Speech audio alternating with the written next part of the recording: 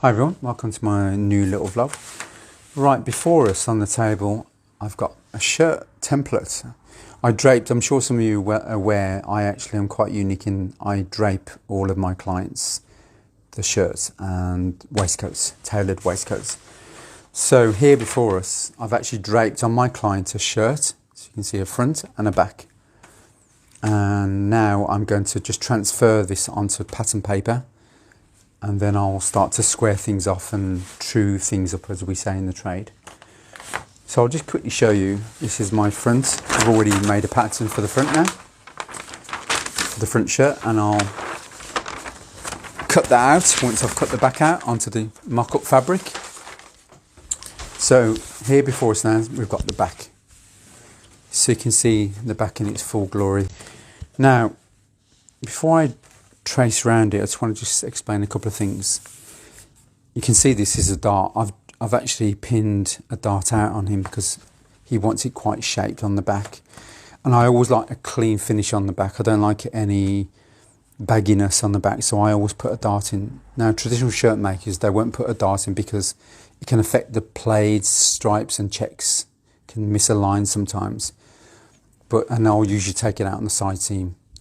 Now I may reduce this dart because it's quite a big dart, and then actually start shaping the side seams. Whatever I reduce on there, I can actually take it out more or add to the side seam, and that's what I'm going to do. Now, also, when I always drape people and I always have a mock-up, I always keep the side seams totally straight. It's not shaped at all. It's only when it's on the customer, the client, that you start shaping. Because sometimes they want more fitted, they want looser, so I can gauge the suppression and the tolerance, how much I need on the actual garment itself. So when I teach this, if I'm doing couture designs for women, I always keep a straight side seam, and it's only when I'm fitting them, I'll start to reduce it and shape it as much as they want in. So there we have it. Also, you should I can never emphasize enough to everyone all over the globe, please always make a mock-up. Even I'm a professional in the industry, I will always make a mock-up for every single garment I will make or design.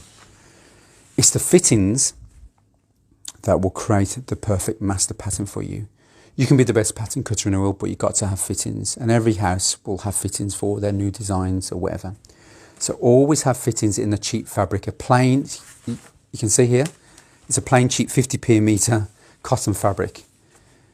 And so always make a mock-up in this, and once the fit is perfect, then you proceed to actually cut it in the real fabric.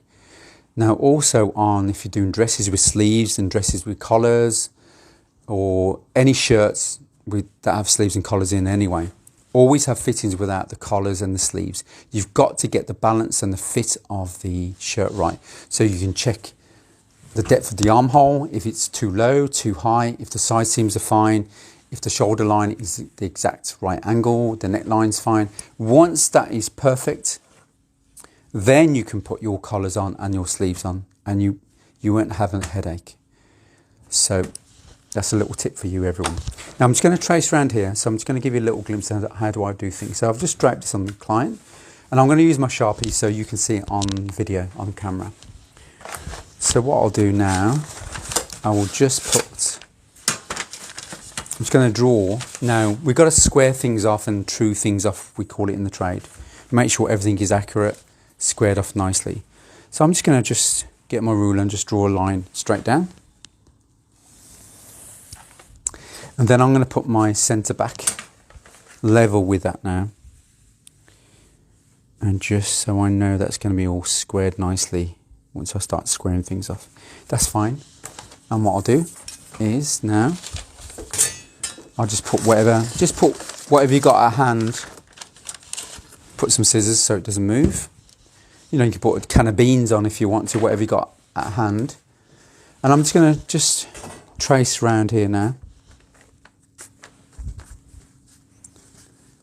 And there's my side seam. As I said before, I always have a straight side seam. I never, ever will shape a side seam until it's actually on my client. And this goes for dresses or whatever. So this is a total straight line, and then once it's on the client, I'll take it in and suppress it, and I'll shape it accordingly to how my client wants it shaped. So that's what I'm going to do. So I'll just draw around the armhole now. Just little dashes, that's fine. That will suffice. Where my shoulder line is there, come around the neckline, little dash marks, that's fine.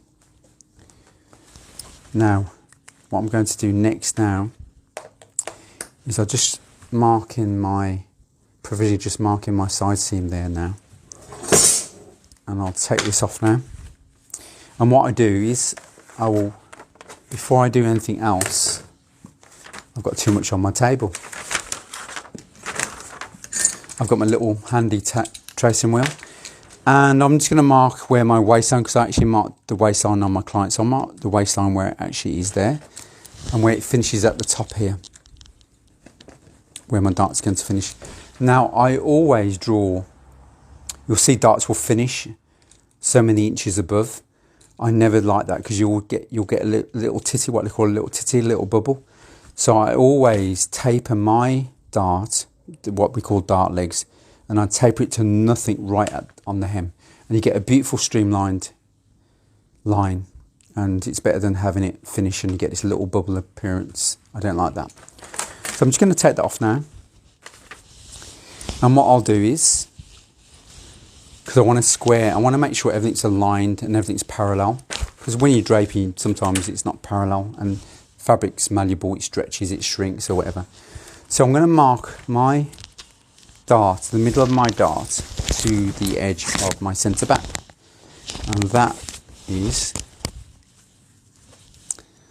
5.5 inches. So I'm going to go 5.5 inches on the centre back seam here, 5.5, and I'm going to come down to the 5.5 and go up to the top of the dart, which is 5.5 here.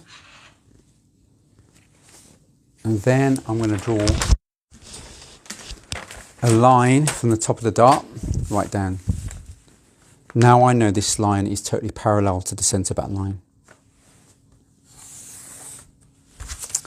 And then what I do, I use my little square here, my little ground square, and then I'll go to where the waist mark is there, and I'm going to just square that off to the edge of the centre back there, and that's where we have it. Now if I come back to my dart here, my dart measures, the width measures 4 centimetres. So now each dart leg will be 2 centimetres either side of that waist line, because you suppress everything on the waistline. 2 centimetres, and then I'm going to, as I said, the way I work things, this is going to taper to nothing right on the hem line there.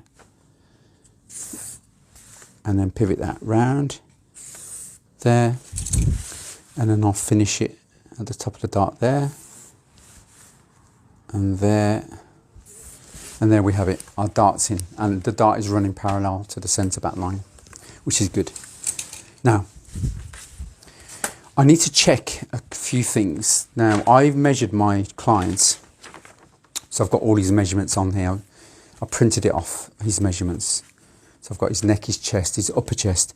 And a lot of people fail, especially when they're making shirts, to take this really, virtually it's the most important measurement you should take on a shirt, which I'm going to just quickly show you on my pattern, if I've got it. Let's see it somewhere. This is your shirt pattern, okay? Now it's really important to take the chest, but also the top, from the centre front line to where your seam is, where your armhole is, and you've got to take that. If it's too big, you've got to take that anyway on your client and measure right across from the one seam of the front to the other seam on the other front, and then you half it. Now my client, I measured him on his upper chest at just over 16 inches, so half that is 8 inches. So with a bit of tolerance, it's just around 8 inches, yeah. So you've got to mark that. So from the centre front line, I've marked 8 inches, and that's where this mark now determines where your armhole is. Very, very important. Of course, I've draped him. Look, it's worked itself out anyway. I don't need to worry about this. But that's very important, because I've seen a lot of sewing groups, sewing forums, and they've got shirts they're making and they've actually cut it out. They haven't even had fittings in a mock-up, and this is actually hanging right onto the arm, and you get this ugly excess, and of course then the sleeve becomes too big, and the sleeves then actually will fall back on the armhole itself. It's very horrible. Look, so always do that, please. Measure the upper chest right across from seam to seam. Now, on the back here, on his chest is 44. He's got a 44 chest. Now you're going to need to put tolerance in. It depends on how fitted a shirt can be. It can be 6 inches, it can be 5-inch tolerance, which would be quite very fitted, and it can go up to 9 inches. I'm going to put I'm going to strike a happy medium. I'm going to put 8-inch tolerance, which can be quite big, but on the fitting I'll reduce it. So it's better to always have it bigger, and you can cut things off, then have it smaller, and you can't add things on. So always remember that. So now his chest is 44. I'm going to add 8-inch tolerance. So now that will become 52 inches. And I always, before I make any patterns up, I always put half the chest, quarter of the chest. So my measurements are already there before I even begin to calculate. And that's the way I do things. So I've done the chest, the waist, the full waist, half the chest, quarter of the chest. Now, because we're working on a quarter of the pattern, see this is quarter of the back, we only need a quarter of this measurement. So this measurement of the chest will be 13 inches. Don't forget the chest was 44. So a quarter of 40, it's 44 inches plus 8-inch tolerance, which becomes 52 inches now. A quarter of 52 is 11 inches. Sorry, it's not, it's 13 inches. I'm going to my waist measurement, sorry about that. So it's 13 inches, a quarter of 52. So if I come to my chest here, so I need 13 inches, and it's worked itself out. You can see there's 13 inches there. I'm just barely just under 13 inches. So my draping has actually worked itself out for me. So I don't need to really worry. So all I've got to do is just bring that little bit forward, just there from the original. It's only a fraction. And then I'll redo that. And then what I do, I come down from the centre back and I'll measure 13 inches there. And make sure you've got your 13 inches there, which is there, that's perfect. And then what I'll do now is I'll just draw a straight line down. Remember, I never ever shape the side seams until it's on my clients. And when I'm pinning them, I will take out whatever I need to take out. You can see that's a perfectly straight line now, and that's parallel to the centre back. Now, the next thing I do is going to get my chalk. I'm going to use purple chalk so you can see. A lot of sewers have taught in schools or sewing schools or unis or colleges to use French curves. I rarely use French curves. So in the tailoring trade, we always freehand our curves. So I'm going to freehand my curves around my neck and around my armhole. So I'm just going to do that now. This, you can pick this up on the camera. So I'm just going to put that there.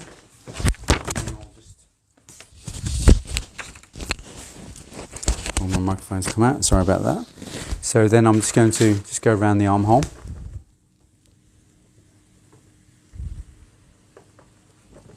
And there's my armhole. See? Easy peasy lemon squeezy, very simple. And the last thing I do now is I'm just going to mark in my shoulder, and the back is complete.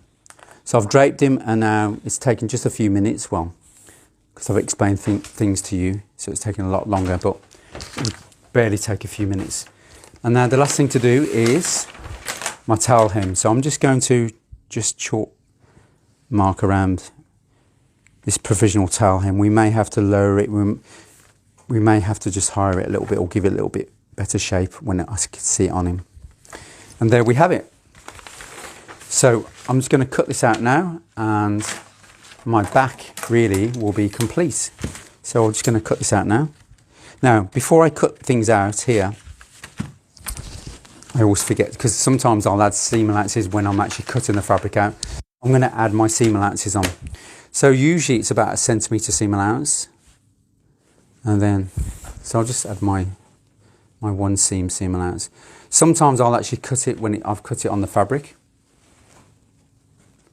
Sometimes it depends how I feel. Sometimes I'll do it on the fabric,